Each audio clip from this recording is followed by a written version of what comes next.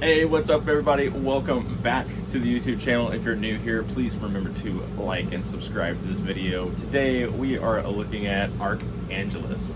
So, in Archangelis, you will recruit powerful angels, enlist vile demons, buy powerful weapons, and perform miracles. Build your host and your horde in order to conquer mystical locations. And maybe, just maybe, your army will be powerful enough to win the final battle. So I did cheat and did read the back of the box because I could not memorize it. I tried really hard. But anyways, yeah, so it's a deck builder game. There's some artwork on the side that I think is really, really neat and intriguing. And then you can see here we have what looks to be an angel and a demon type-esque characters getting ready to battle it out. So let's go ahead and go over to the tabletop and open this up and we'll see what's inside. Do keep in mind that anything that you see in here is not final production. It is created by a game crafter. So this is a game crafter copy. So some of the components that you see on the Game Found or Kickstarter may be different than what we show you in here.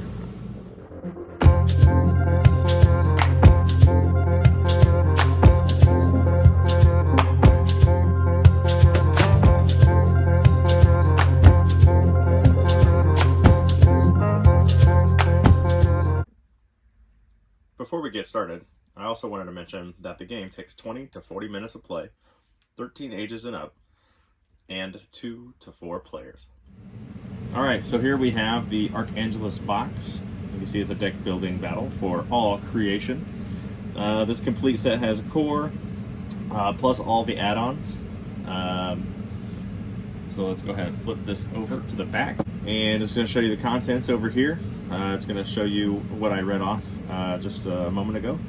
And it's the final battle for heaven, hell, and everything in between. So let's go ahead and open this up, show you guys what's in here. First, the lid. And then we have the rule book. So that's going to show us, obviously, how to play and how to set up our area. And then we have what I believe is probably the core game in these two packs. We'll have to look through them and confirm that. But then we also have the Unlikely Allies add-on. And then we have the World Locations add-on. A Commander add-on. And the 4-player add-on. Now, let's get these rules read. Let's move on over to the how to play sector of this video. Just keep in mind, I will not be going over the 4-player add-ons. We will be just going over the 2-player version of the game in this video. So the first pack we're going to open is the Commander add-on. The very first rule in the rule book says that we are going to choose one of these commanders and put one on each side of the play area, while the others are going to be moved back to the box. Alright, so we have our commander cards and we have our title cards. I was reading the pack and realized it says that we have 8 commanders and 6 titles. And now I'm going to read to you this little cheat sheet of what those are. So, Archangelis Commander Add-on. Contents, 8 commander cards and 6 title cards. Congratulations, the most powerful of archangels are ready to lead your host into battle. How to use. At the start of the game, a random commander may be given to each player. They place this card face up in their play area. Alternatively, each player may select the commander card of their choice.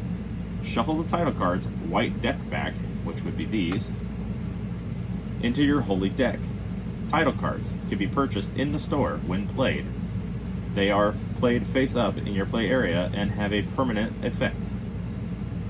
So let's say you bought this card out of the store as part of your deck, you played it, you would now have all of your demons have +1 light.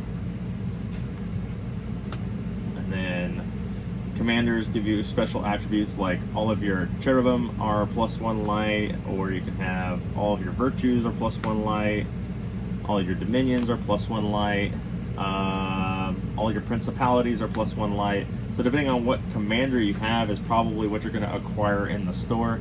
Again, I'm just presuming that that's the direction that this is going based on what the cards are reading. on the commander decks. So let's open up some more of these packs and see what they're all about. So the next thing we're going to do is go through these two decks to find all of the heirloom cards and the Nephilim cards, because each player is going to take 7 heirloom cards and 3 Nephilim cards, and that's going to be our starting deck. Alright, now that we have the 3 Nephilim cards and the 7 heirloom cards, we're able to take these 2 stacks and go ahead and shuffle them together to create our starting deck. So let's go ahead and take those, combine those, take these, combine these, and we'll create the 2 starting decks for a 2-player game. And now we're going to take all location cards from the starter decks as well as the 12 add-on locations. And we are going to start them all on face down. We're going to draw 3, placing them up for all players to see. And this will begin where our first 3 starting locations will be. So, you remember that deck that we pulled all that stuff out of for our starting hands and the locations? We're going to go back into that deck and pull out the Ophanim cards. And those are going to go face up in the middle of the table where everyone will be able to reach them. Now, what we're going to do after we've removed all of the demon cards out of the holy deck, and you'll know which ones are demon cards because they'll have the red back, and that should be the last ones you have left in the deck. We're going to take this, shuffle this deck, and that's going to be the next part that we're going to set up by putting right here, and then we're going to flip out 5 cards face up. So now we are going to set up the Infernal deck. So what that is all the cards with a red back, or if you're looking at the cards this way, they're all demons.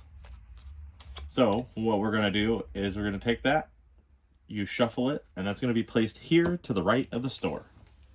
And then once you have all of this set up, each player is going to draw 3 cards off of their personal deck, and then you will decipher on who wants to go first. However you want to determine that is completely up to you.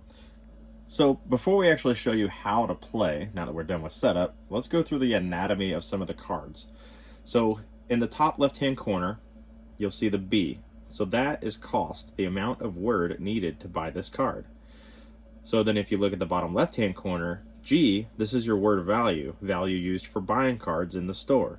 So when it's your turn, if you have enough of the icons in the bottom left-hand corner in your hand to acquire anything of amount in the top left-hand corner, then you'll be able to purchase that card. If you see the icon middle top, icon A, that's going to be the name of the card. And then if we move down to the middle of the card to icon D, that's going to be the type, the basic type of the card. And then we will move on to E right underneath the D. These will interact with other cards. So depending on what the text says will depend on what they're going to do in the game. And we move on down to F, which is the abilities. These will indicate when and how they are used.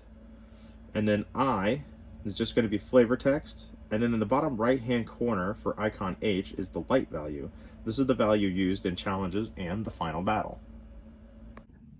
So during setup, we were to draw 3 cards. So that'll be our starting hand. And then during our turn, we can do 4 things. We can draw, play cards, buy cards, and end of turn. Also, during the play cards number 2 step of the phase, so the second phase of your turn, you could also host a challenge. Hosting challenges we'll talk about here in a few moments. But for right now, if we were to take our first turn, we'd start with a 3. We would draw a card that would become part of our hand, and then we can use the value that's on the bottom left-hand corner of these cards to acquire any of the cards that we can hit the value of that is labeled here in the top left-hand corner. So if I wanted to, I could spend 3 of my heirloom, which would give me 3 buying points or word value to acquire judgment. Judgment would then go into my discard pile to be circulated in just like a normal deck builder and some of the other deck builders that we've played before. Then once you acquire that card, you want to replenish it with a brand new one. So going back to purchasing a card, if I wanted to, instead of bringing a card off of the Holy deck, I could actually go to the Infernal deck and start bringing in these demon cards or infernal cards into play, making them available for everyone to buy. Okay, let's talk about a host challenge. So how this is going to work is that the host, which has the angel army, and because of limited space on my table, I had to kind of break it down this way. So we're going to say player 1, player 2. So player 1 is going to commit a host challenge and would like to challenge for location Karni Mata Temple.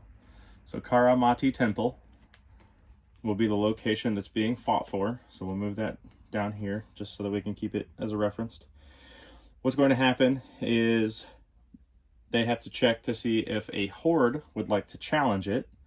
So player 2 says, yes, I would like to challenge it with my horde. They're going to total their light value. So we've got 4, 5, 6, 7, and 8 total light. So the horde will be able to remove that much light from the angels. So with that being said, we'll take the 8 and we'd say, okay, we're going to remove 4, 5, 6, 7, 8. And in a 2-player game, that part would be all resolved. In a 4-player game, you would check each player's horde to see if they would like to challenge it back and to see if they had enough power. Now, with that being said, after that challenge is done and resolved, all of these demons are also going to go away into the discard, just like all of the angels that were taken away.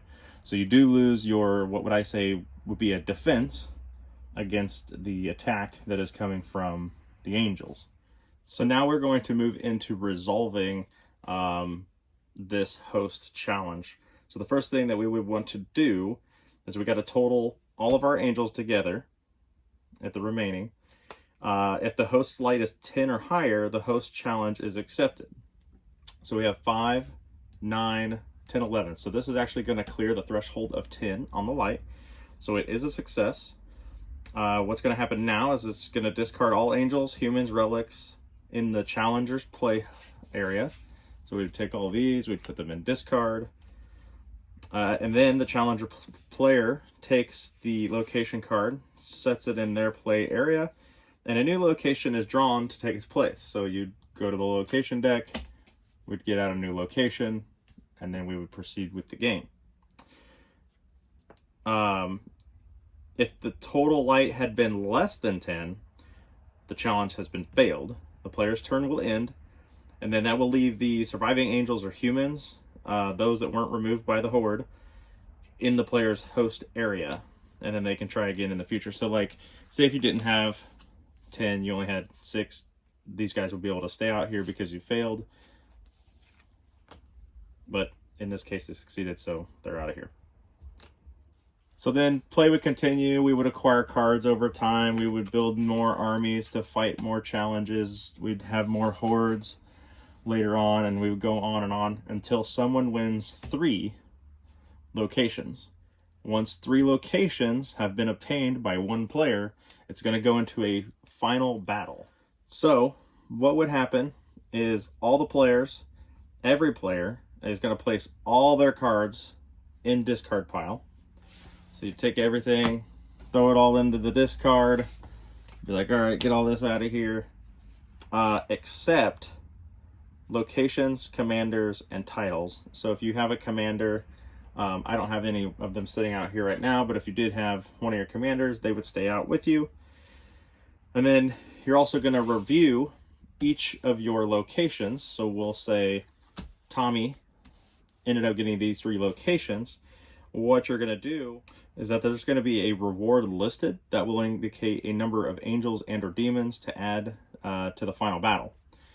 So players may look at their deck and discard, choosing which angels and demons to add to their army according to the rewards they have earned. So for an example, if you have one location with the reward add 2 angels and another location with the reward add 1 demon, you may research through your deck and discard and choose any 2 angels and any 1 demon to form your army. So you come over here to your discard. So this one says add to a phantom. So if you had acquired a phantoms, you could put 2 of phantoms. And then you look at your next location and be like, okay, add 2 demons. So I'd go in here, and I don't have any in this deck, so let's just swipe from the side, be like, all right, I'm going to add 2 demons. And then the last one is add to a phantom. Now, you do have to have these cards already acquired within your built deck. You can't pull them out of these piles like I just did. I just did that for reference and visuals. So then you would have this army of mixed up things, and then you could have angels, demons, Phantom, all that hanging out here. And that's going to be one final hurrah. And let's go ahead and move on to how we roll. So when you've chosen everything, what you want to actually keep all of this concealed to your opponent. You're going to put everything face down, and they're going to be able to tell at least how many angels and demons you have, because you have 2 demons cards here and you have these 4 angel cards, or so they'll think they're angel cards. So then what's going to happen is, after they're in front of you, is once all players have placed their armies in front of them, reveal all final battle armies simultaneously. So you could do a 3, 2, 1, or a ready, set, go, and everybody's going to flip their cards over for the final battle.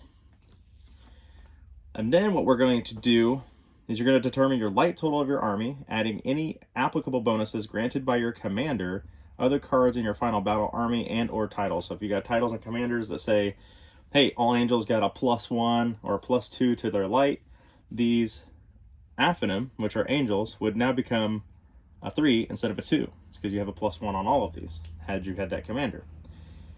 And then it's pretty simple. Once you're all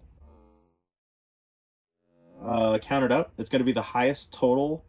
The highest light total is going to be the win, is who wins. In case of a tie, you do want to compare the word total at the tied armies with the highest total declared winner. So if you match in the light, then you're going to go over here to word total, and then you'll add the blue numbers up, and then whoever's that is the winner. If the armies are still tied, then balance leads to an uneasy truce with shared power over the kingdoms. So instead of one person saying, I own all of the world and all of creation, you're going to have to share the world. And of course, what is that going to lead to? Yes, another war. All right, guys, so that is how to play Archangelis. To be honest, I thought with it being a deck builder, it was going to be, the same kind of battle that we were always have been playing, like Star Realms, where you're trying to deplete your opponent's life total as you're acquiring cards and building your army. This is a completely different take on a deck builder. Like, when you build your army, you're literally building the army on the table.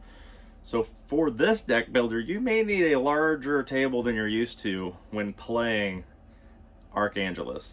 Because you're going to have your store out there. You're going to have your, like you just saw in my video, I actually had to take all that stuff off the table to show you just how the command, or the host challenge, is resolved. So the host will say, I'm going to project this challenge on this location, and then that host needs to make sure that they have a massive amount of an army. Like I just showed you a very small scale of a 2-player version, but if you are playing with 4 people, you're going to need a massive amount of angels, because if you have 3 other people that challenge you with their demon side, your army is going to deplete rather quickly. But what's nice is you only need 10 points to clear that location. So the 10 points is easy. But thinking about 3 different people that you have to deal with when they are playing defense against your offense. So like when you propose that challenge,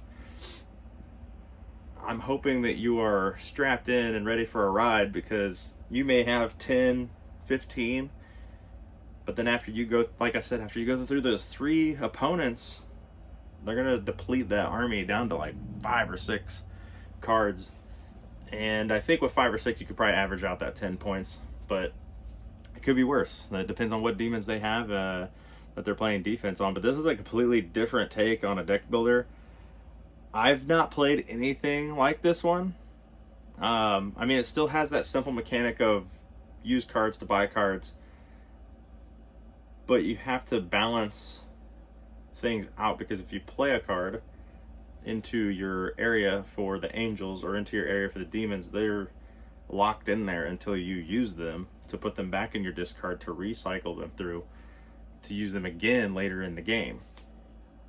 So you have to kind of find that balance of creatures on field, stuff in hand, discard, and your titles too, because you'll acquire a title and a title will sit there and you'll get that buff the entire time. But on all those cards, you're losing the ability to acquire new cards. So it's almost like you have to build your economy and then start building your army, then start going out to combat, and then rinse and repeat. So if you don't have an economy, you can't have an army, you can't have control over the world. The artwork on this, the artwork is amazing on all of these cards. One thing that I would like to see is a reimagining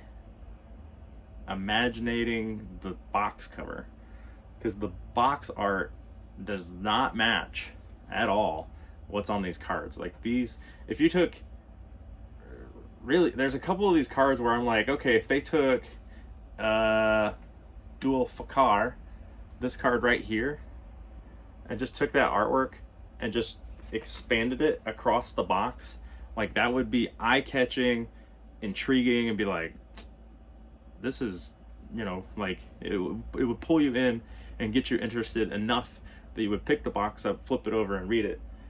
I do like the idea of an angel and a demon on the front, and I know that it's 2 humans because you have human on one side and human on the other side for your host and your horde.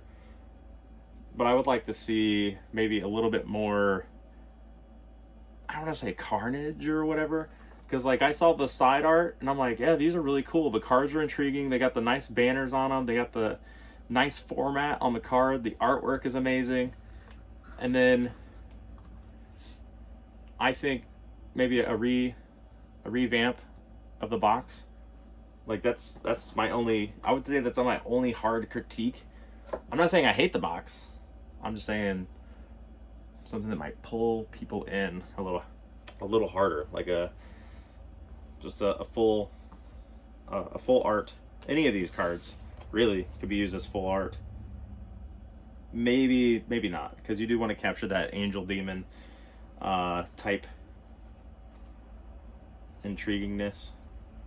But I think like I said, this card, Duhul Fakar, if I'm saying that correctly, would be a great one to put on the front of that, because she's got her little fire sword and she looks like she's ready for combat and getting ready to go to town.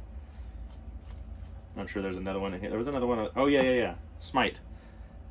Like her, like there with the sword, would be an amazing piece to be on the front of the box. The back of the box, I think, had enough capture right there. This piece, that piece being blown up for the entirety of the box would be great, and just leave the text where it's at. I think that would lay out fine, because you still have your character in the main middle, and all the background would be the background, but you'd have it covered with the text and stuff. So like full art, full take this piece and go full art with it. And I know that ink and stuff like that might cost money, so, but I'm really excited to see where this game goes. And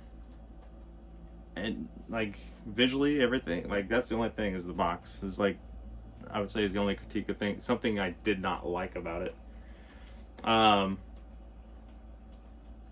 The game feels balanced in a way. I do wish that maybe the demons could somehow come out faster, but that's also player controlled, so that's kind of nice. So you're like, all right, everybody's gonna have the angel side because that's the first 5 cards that are coming out. But then you want to have, you know, you want to pull out all those demons. So I feel like one time when I play this game, I'm gonna go just full bringing demons out all the time. So then that way, I can try to build more of a defensive approach to it and hold people from getting those locations, but you know, that can also backfire. Anyways, we'll make a different video on strategizing on how to play Archangelis once I have like a few more playthroughs in it, and then we can go into like the heavy strategies if you guys would like to see that. But if you guys have made it this far in the video, I appreciate everybody that has watched this video. If you guys are looking at Archangelis, I believe it's coming to GameFound. I'm not really familiar with that website or how that works, and I'm not sure if it's a crowdfunding website. But you can Google Archangelis and you can find it. And I've got it posted on Twitter and Facebook, and I believe it's on Instagram. If not, then I need to get some pictures and stuff up. But anyways, it's a solid, mechanically feeling game, and the artwork is awesome. Just the box that needs to be a little more eye-popping, in my opinion. So, I'll see you guys later. Thank you for watching. Don't forget to subscribe, like, and share this with your friends. And we'll see you later. Bye!